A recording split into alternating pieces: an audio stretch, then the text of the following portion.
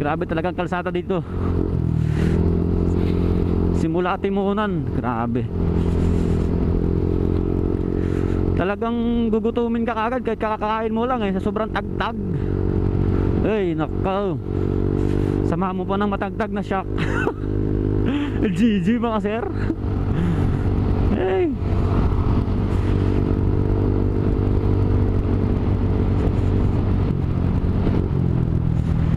Oh, like this. Grabe yan. Kamali ka dyan, talagang balik ang tipos mo. Hey. May ginandahan-dahan na lang mga sir. Ano lang, takbong sakto lang ba, para at least kung may biglang bulaga mo ng mga ganyang mga ganyang lubak, kahit paano maiiwasan mo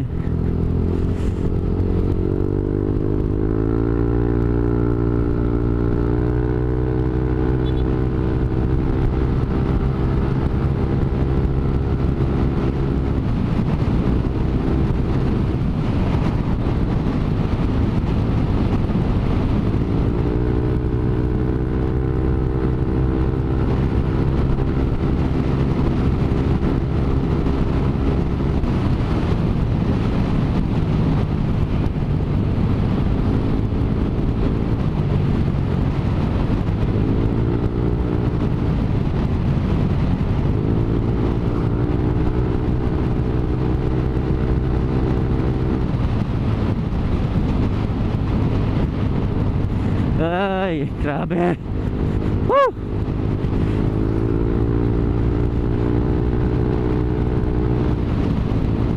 Agay. Ha? Kaya pag bumabiyahe ako pa Bicol, hindi ako masyadong kumakain ng marami mga sir. Pag kayong hinto-hinto ka dyan sa gilid, kakain ka. Kunti lang kinakain ko kasi ganito. Pero pagka winasusa mo ng kain, ako, baka ma-appendix ka sa mga gantong kalsada. Ay, grabe yan. Mga 100 kilometers sa ata itong gantong kalsada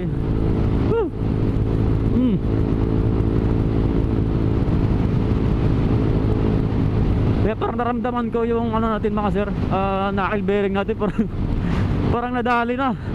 Kanina kasi ilang beses nakadaan ng malalim. Kasi umulan, siyempre mapupuno ng tubig yan. Yan, malilito ka kung saan ano yung iiwasan mo?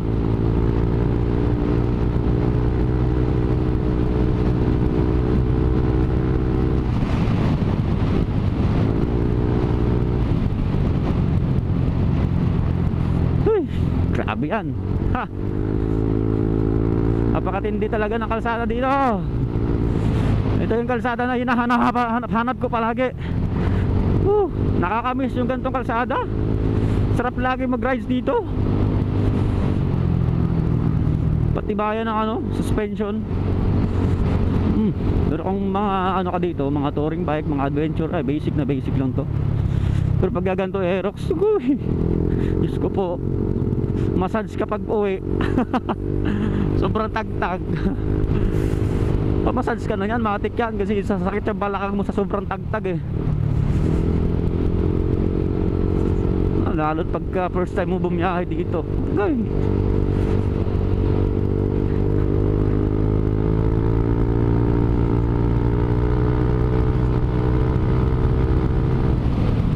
Palakasan na lang ng yan mga sir, ng pakaramdam. Kung sa tingin nyo malalim, iwasan nyo na. Katulad ng ganito, pakaramdam ko medyo maitim-itim Oh, putang ina mo. Okay.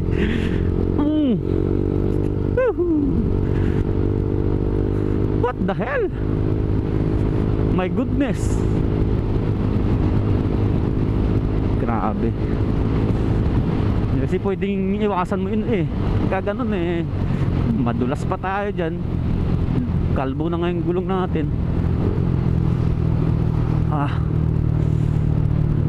Sige. Parang matatay na ako sa tagtag ba. Tagal ng biyahe natin mga sir. Nangangalahati pa lang tayo. Kasi basa yung kalsada, mahirap bumakbak. Mahirap talaga. Ako muna, boss.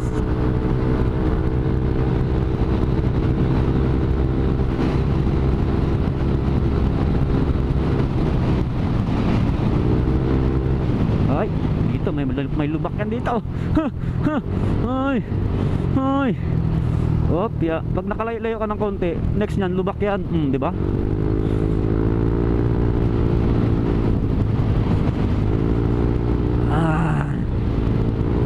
The best talaga yung kalsada dito, the best. Oo. Dito sana mag drag race, Ironman. Tapos underbone lahat. Patibayan ang bone, spinal cord.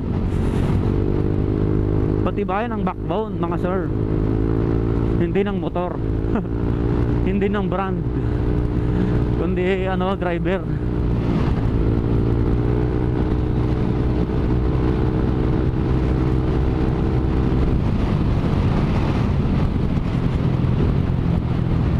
Grabe, lumakas yung backfire ng motor natin.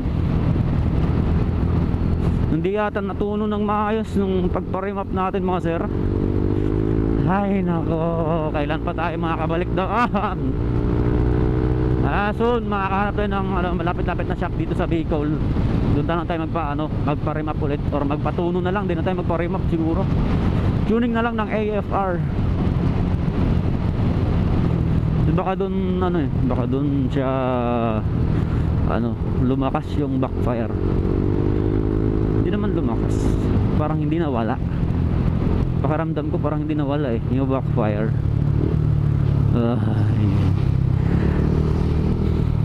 So nakakaapat na na pala tayo, mga sir, na refuel. Estimated ko nasa 1K na yun na gastos natin sa gas. So sa pagkain, ang mahal nung nahintuan natin kanina, mga sir. Wala, nakain ko na. Nung tinanong ko kung magkano, ang mahal 200, putik na yan. One rice, isang ulam, isang rice, tapos kape. Agoy. Kaya kung maglulong ride kayo dito, mga sir, gamit yung Aerox, nako, paltan nyo na ng suspension yan. Huwag na stock, maawa kayo sa likod nyo.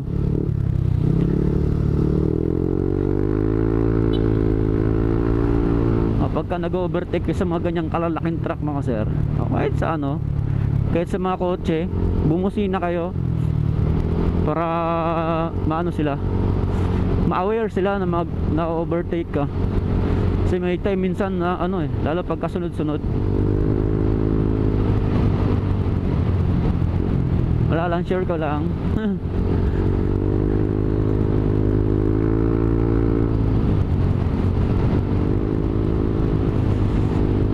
Kung nag-long ride kayo gamit yung Aerox at nadaan kayo sa mga gantong lugar, okay, paltan nyo na yung suspension ninyo, mga sir.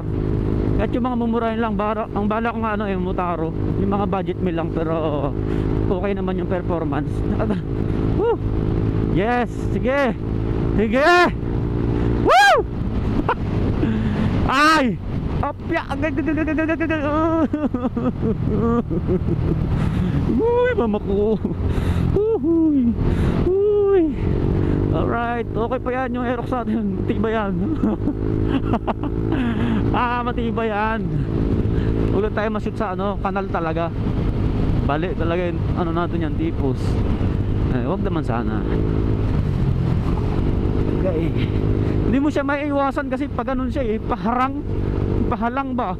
Okay sana kung ganun tsaka lang, half lang. Wala isang buong kalsada yung hindi mo maiiwasan talaga. Okay, kalsada pa ba na